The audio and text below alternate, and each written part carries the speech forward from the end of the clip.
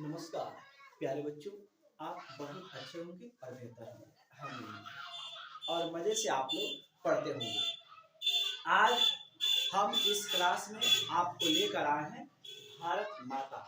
और भारत माता कविता प्यारे बच्चों किनका है, आप कमेंट सेक्शन में हमें बताएं। भारत माता कविता है सुरेंद्रानंद पंत, जिन्हें हम पंत जी के नाम से जानते हैं। ठीक है प्यारे बच्चों, तो जो भारत माता कविता है, इनकी एक एक लाइन आपको हम बताते हैं ताकि इससे आने वाला एक भी प्रश्न आपसे नहीं छूटेगा। ठीक है प्यारे बच्चों, आइए तो स्टार्ट करते हैं भारत माता कविता के लेखक के बारे में और इनकी जीवनी पढ़ना शुरू करते हैं। ठीक है प्यारे बच्चों, तो जो भारत माता हमारी कविता है प्यारे बच्चों, जो भारत माता हमारी कविता है, इनके कवि हैं सुमित्रा नंद पंत। ठीक है प्यारे बच्चों, सुमित्रा नंदन पंत। ठीक है प्यारे बच्चों, अब आपसे ऑब्जेक्टिव में पूछ सकता है कि भारत माता कविता के कवि कौन है प्यारे बच्चों, तो सुमित्रानंद पंत भारत माता के कवि हैं। ठीक है प्यारे बच्चों, तो भारत माता के कवि कौन है, सुमित्रानंद पंत।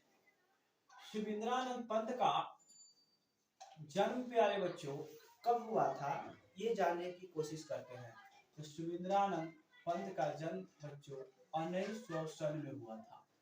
ठीक है, सबको क्लियर हो गया बच्चों कि सुमित्रानंद पंत का जन्म कहाँ कब हुआ था, आपको 1900 ईस्वी में हुआ था। ठीक है, अल्मोड़ा जिला कसौली में हुआ था। इनके माता का नाम प्यारे बच्चों सरस्वती देवी था। ठीक है प्यारे बच्चों, इनकी माता का नाम क्या था, सरस्वती देवी था। आपको एकदम समझ में आ गया, कमेंट सेक्शन में जरूर लिखिए इनके माता का नाम क्या था। सबको लिखिएगा कमेंट सेक्शन में कि सुमित्रानंद पंत की माता का क्या नाम था। तो सुमित्रानंद पंत की माता का नाम था सरस्वती देवी। ठीक है प्यारे बच्चों, और इनके पिता का नाम क्या था प्यारे बच्चों, इनके पिता का नाम था प्यारे बच्चों गंगा दत्त पंत। ठीक है प्यारे बच्चों, इनके पिता का जो नाम है, इनके पिता का नाम है प्यारे बच्चों गंगादत्त पंत। ठीक है प्यारे बच्चों, सबको इसको भी कमेंट में जरूर लिखेगा कि इनके पिता का नाम था गंगा दत्त। ठीक है प्यारे बच्चों, इनके माता का नाम सरस्वती देवी और पिता का नाम इनका था गंगादत्त। प्यारे बच्चों, सबको एकदम क्लियर आपको दिखाई दे रहा। चलो बच्चों आगे जानते हैं, इनकी माता इनको जन्म देते 6 घंटे के बाद मर गई। ठीक है बच्चों, आपको समझ में आया कि इनकी माता सरस्वती देवी का निधन कब हो गया। तो सुमित्रानंद पंत जी का जब जन्म हुआ तो 6 घंटे के बाद इनके माता का देहांत हो गया। ये भी ऑब्जेक्टिव में कब देखते हैं आता है कि किस लेखक की माता का देहांत उनके जन्म के 6 घंटे बाद हो गया। तो सुमित्रानंद पंत के माता का देहांत 6 घंटे के बाद हो गया। ठीक है प्यारे बच्चों, वेरी गुड। तो सुमित्रानंद पंत का जन्म 1900 ईस्वी में हुआ था। माता का नाम सरस्वती देवी और पिता का नाम गंगा दत्त था। ठीक है प्यारे बच्चों, और इनका निधन जो है ये भी इम्पोर्टेंट सवाल मानी जाती है। इनका निधन जो है 29 दिसंबर 1977 ईस्वी को इनका निधन हो गया। ठीक है प्यारे बच्चों, सुमित्रानंद पंत जी का निधन कब हुआ, 29 दिसंबर 1977 को इनकी मृत्यु हो गई। ठीक है प्यारे बच्चों, ये पंत जी हैं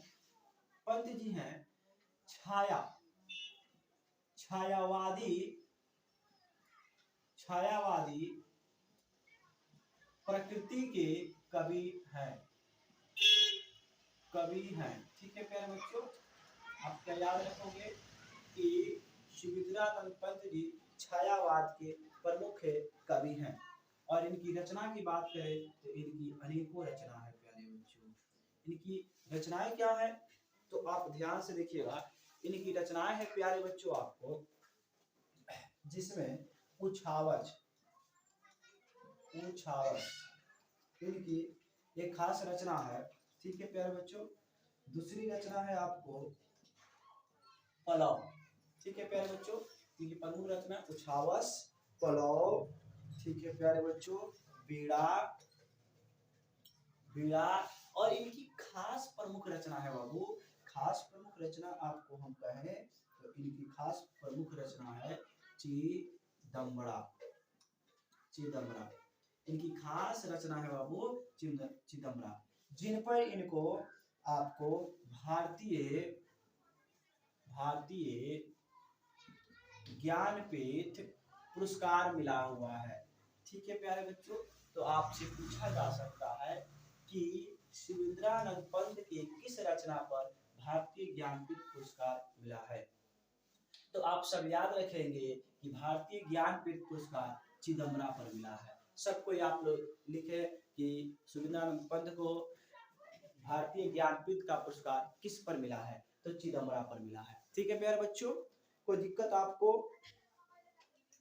चलिए अब आगे देखते हैं। तो आपको कवि जीवन से यही प्रश्न आ सकते हैं कि भारत माता कविता के लेखक कौन है। तो प्यारे बच्चों, भारत माता कविता के लेखक है शिवेंद्रानंद पंत। इनका जन्म कब हुआ है? 1900 ईस्वी में हुआ है। माता का नाम सरस्वती देवी, पिता का नाम गंगादत्त था और इनका निधन, बड़े दुख की बात है, इनका निधन 29 दिसंबर 1977 ईस्वी को हो गया। और ये छायावाद की प्रकृति के कवि है, परंतु इनके विचार जो है मानववादी है। इनकी रचना है उछावस, पलाव, बीड़ा और चिदंबरा इनकी एक प्रमुख रचना है, जिस पर इन्हें क्या मिला है? भारतीय ज्ञानपीठ पुरस्कार मिला है। ठीक है प्यारे बच्चों, आप शॉर्ट स्क्रीन लेना चाहते हो तो ले।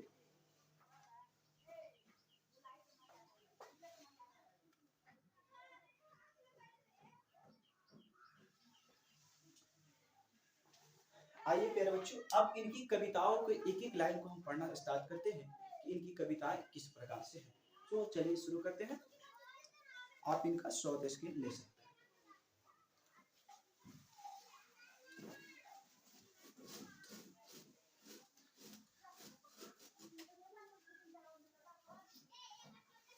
इनकी कविता बच्चों हम पढ़ रहे हैं, भारत माता ग्रामवासिनी।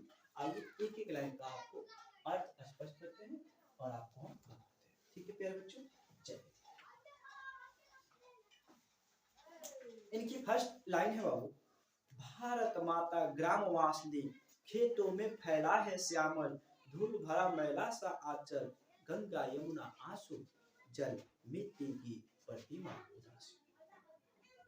प्यारे बच्चों, कवि कहता है कि भारत माता ग्रामवासिनी हो गई है, गांवों में निवास कर रही है, खेतों में फसलों से हरियाली फैली हुई है और माता का आंचल धूल भरा है, मैला हो गया है और इतनी गंगा यमुना की धाराएं बह रही है, फिर भी मिट्टी की प्रतिमा उदासीन है। प्यारे बच्चों, कवि आपको इससे यह बताना चाहता है कि भारत माता अब ग्रामवासिनी हो गई है, खेतों में हरियाली फैली हुई है और माँ का आंचल किसानों के धूल से क्या हो गया है? मैला हो गया है।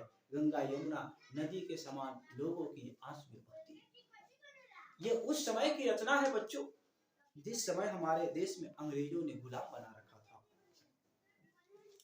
दैत्य चरित अल्पकनत चितवन, दैत्य जड़ित अल्पकनत चितवन, धरो में चित निमर रोदन। असुरों की तरह अंग्रेज लोगों पर अत्याचार कर रहे हैं और लोग रोदन कर रहे हैं। प्यारे बच्चों, लोग दुख से रो रहे हैं। ठीक है, युग युग में तम विष्णु मन, वह अपने घरों में प्रवासी हो चुकी है। भारत माता अपने ही घरों में बैठकर रो रही है, क्योंकि अंग्रेजों ने उन्हें बंदी बना लिया है, अंग्रेजों ने उन पर अधिकार कर लिया है।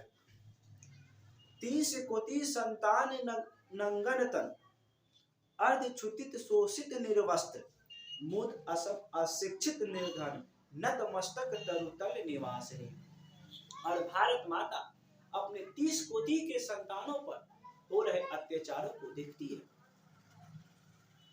अशिक्षित है, मूर्ख है, फिर भी भारत माता अपने संतानों के लिए कुछ नहीं कर पाती, क्योंकि भारत माता को अंग्रेजों ने जंजीरों में जकड़ रखा है और इसे अपने को गुलाम बना दिया है। ठीक है प्यारे बच्चों, इस स्वर्ण शय पद तल लुमथी धरती सा विष्णु मन कुंठित करंदन कपित उधर मौन इस्मत राहु ग्रस्ती भारतेंदु हासिनी। क्या लाइन है बच्चों, यहाँ पर इंपॉर्टेंट लाइन अगर हम देखते हैं बच्चों, तो इंपॉर्टेंट लाइन में देखिए, स्वर्ण शय पर पद तल लुत्थित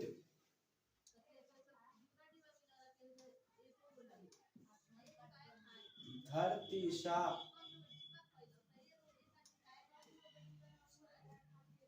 सहिनो मन कुंठित। सबसे इंपोर्टेंट लाइन बाबू का रहा है, स्वर्ण शय पद तल लुमथी धरती सा विष्णु मन कुंठित।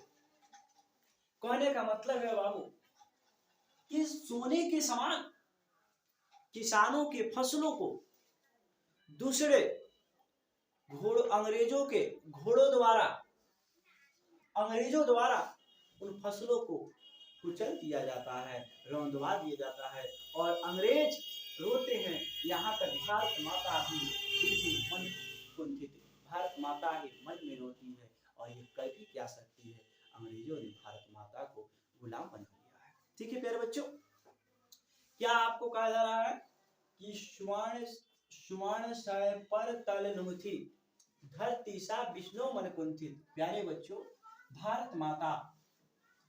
भारत माता ये कहती है कि यहाँ के किसानों के सोने समान हरियाली फसलों को अंग्रेजों के घोड़े द्वारा रौंदवा दिया जाता है, कुचलवा दिया जाता है, और किसान रोते हैं, बिलखते हैं। कर क्या सकते हैं, भारत माता को अंग्रेजों ने गुलाम बना दिया है। जैसे भारत माता को राहु काल लग गया है, राहु का मतलब बुरा समय होता है प्यारे बच्चों, राहु का काल यहाँ पर ग्रसित हो गया है। आइए बच्चों आगे पढ़ते हैं। चिंतित भ्रुकुति क्षितिज तिमिराकित नमित नयन सब वाष्प जली। यहाँ की सारी जनता चिंतित है, आंखों से आंसू गिर रहे हैं और ये सुख कर वाष्पित हो जा रहे हैं, फिर भी इन भारतीयों के लिए कुछ कोई नहीं करता। आन श्री सायाशिष उक्ति ज्ञान मुद गीता प्रकाशनी। जिस देश में प्रकाश के समान गीता है, पुराण है, उस देश मूर्ख है, असभ्य हो चुका है।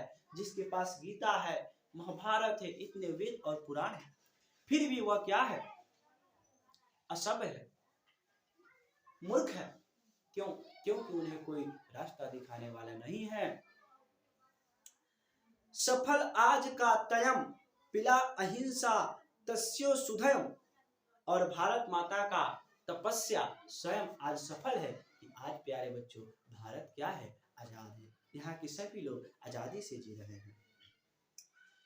धरती जन मन भय भाव तम्र जग जननी जीवन विकासनी। ये भारत माता कहती है कि यहाँ के अब लोगों के मन से भय दूर हो गए हैं और लोग स्वतंत्र पूर्वक से जी रहे हैं।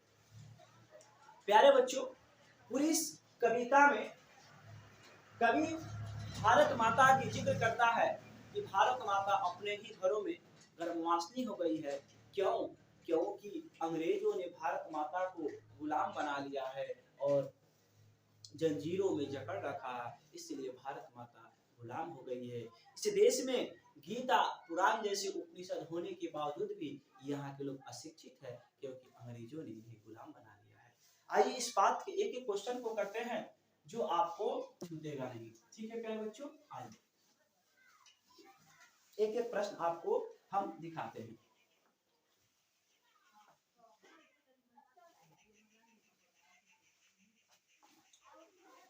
ठीक है प्यारे बच्चों, आइए एक एक प्रश्न हम करते हैं। सबसे इम्पोर्टेंट प्यारे बच्चों, इस कविता की प्रथम प्रश्न जो है वह देखिएगा क्या करता है। एक भी प्रश्न आपको छूटेगा नहीं क्लास के। ठीक है प्यारे बच्चों, आइए क्लास करते हैं। कविता के प्रथम अनुच्छेद में कवि भारत